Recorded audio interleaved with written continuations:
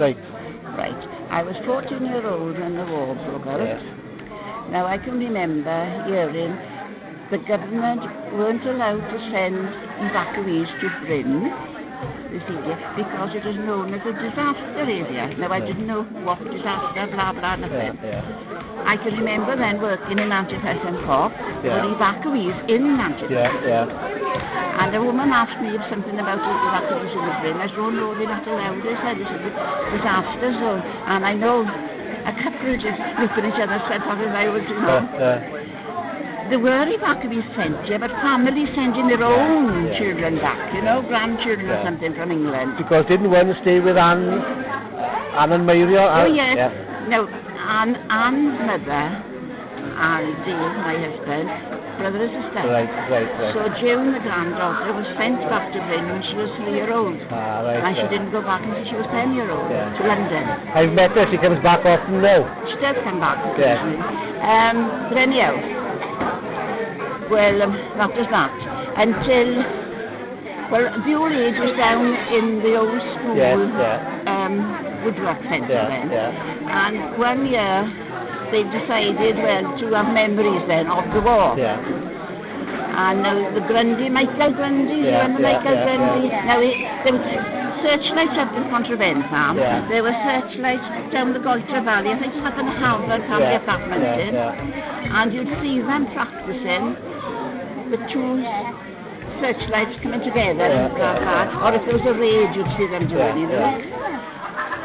Well, this particular week now, when they were talking about the past, Michael's grandfather, Grundy, he was a corporal at the searchlights. Right? And that's how Michael's mother and they met each other. He was a Michelin man, he was really. And they got married. Well, he was in the old age as well, and he was giving his story how he's up in with the search, right? And he said, and I learned a lot, Bryn was known as a black spot. And why it was called a black spot, the aeroplane, the bombers then from Germany would be coming in over the sea that way, but to go back, this was on their line. They'd have to go over Bryn on the way home to get back to Germany. So that is a black spot, I suppose. With the searchers, they could be something they unload the bombs and that's right. Anything left over. And it could be dropping. So I learned that. Right. I became old age.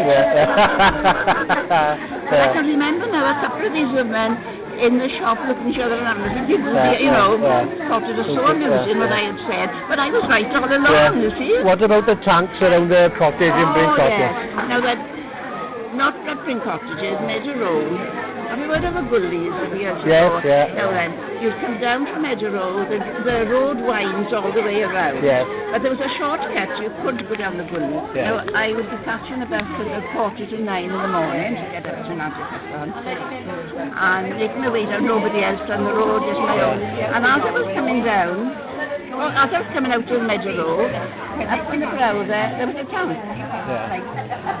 Quiet enough, I could see one or two soldiers. I carried on, and I got down, and across below, there was a crossroad now, there was another tank. Although I'm not going to pass, I'd have to go right past these, and I went down there now. I thought it would be about 60 minutes. I jumped back, and I went down one of the gullies, which we called the Big Gully. And I went a little further out, on the other side of Crossroad, there was another tank, the soldiers, and they were cleaning the tank or something. That was one particular time. And so it just showed that overnight, what could be happening when you were sleeping, isn't it? And no one knew what was going on. They'd gone by the time I come home, and I've told you the story about all the... No, tell me again. Another morning then, lovely spring morning, the sun shining gorgeous at all. No forestry then. And you could go up the mountain and you could see the forest. Oh, it was gorgeous to go up the spring morning. But got up on the top of the goslings, you couldn't see a blade of grass. They were full of tanks.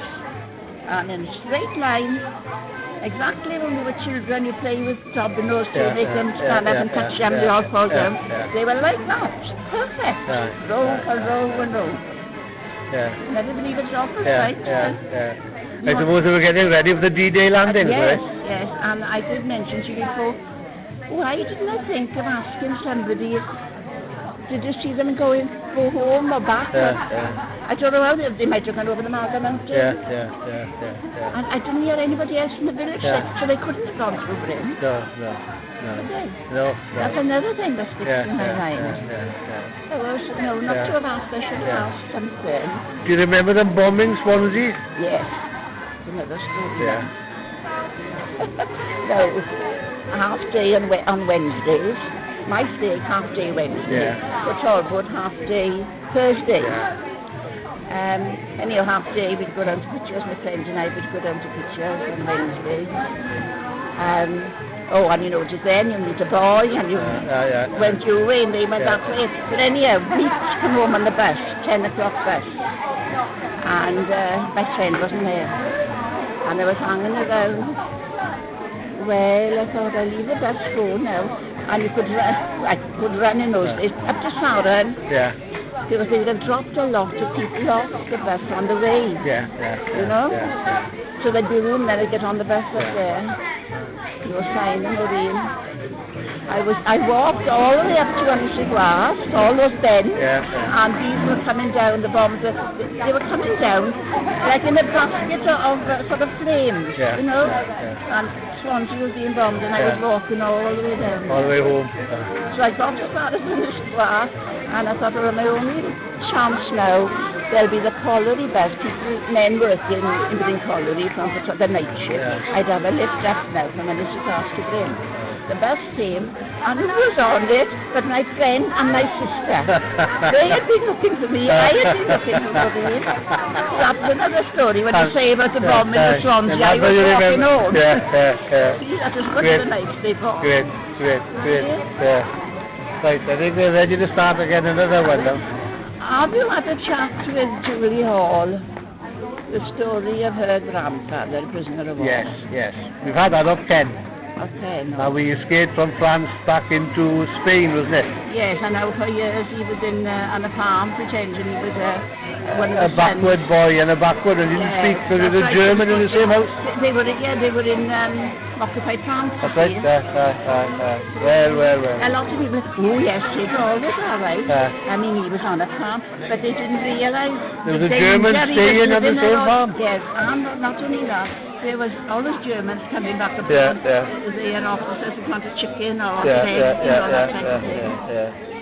Now since Eno's mother and myself, his sister, she died then.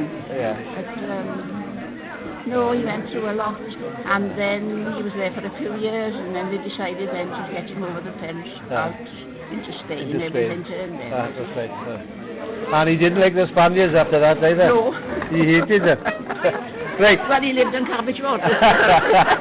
Too long. Right, diolch, Mary.